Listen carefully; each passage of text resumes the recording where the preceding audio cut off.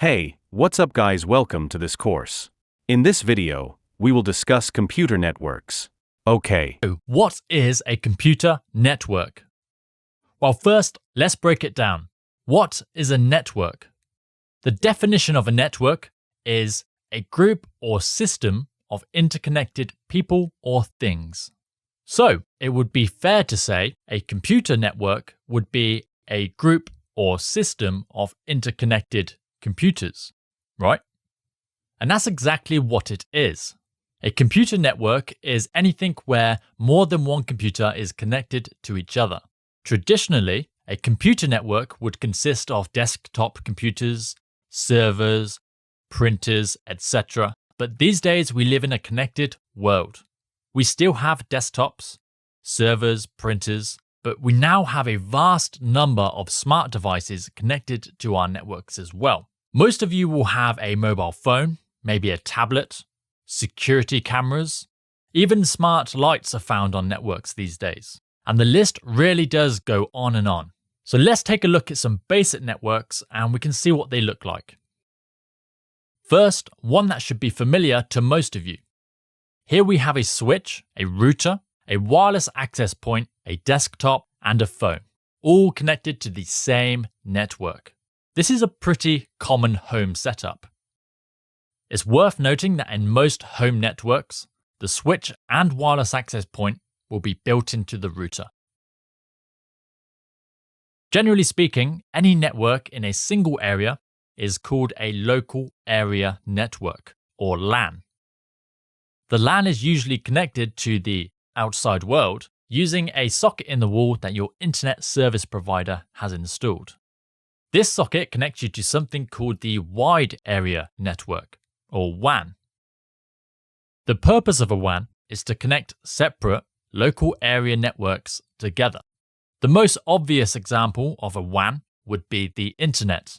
However, businesses might have private WANs to connect multiple sites together. So now let's look at a more business type network.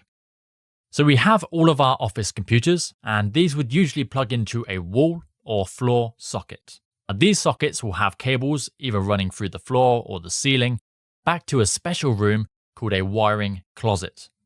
This room might also be called a patch room or a server room.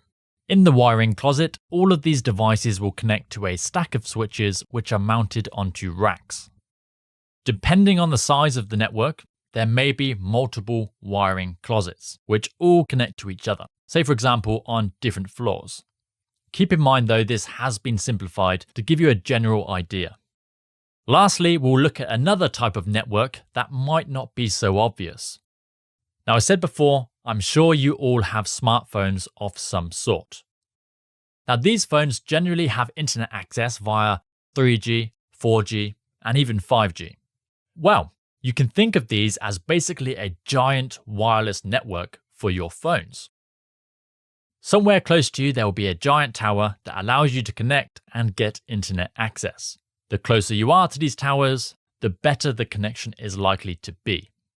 So these are just some common network types and really just an introduction to some basic network devices. So the next logical question is, why? Why do we need networks? Well, let's imagine life without networks for a second. If we want to print a document, we would need to directly connect a printer, which is fine. But what if we have multiple computers? We would need multiple directly connected printers, right? Which isn't so fine. The beauty of a network is we can share resources. If I have a file and I want to send it to someone, I can. They can also share the file with everyone else. We can have shared printers that everyone can use. We can even have servers that could store these files for us.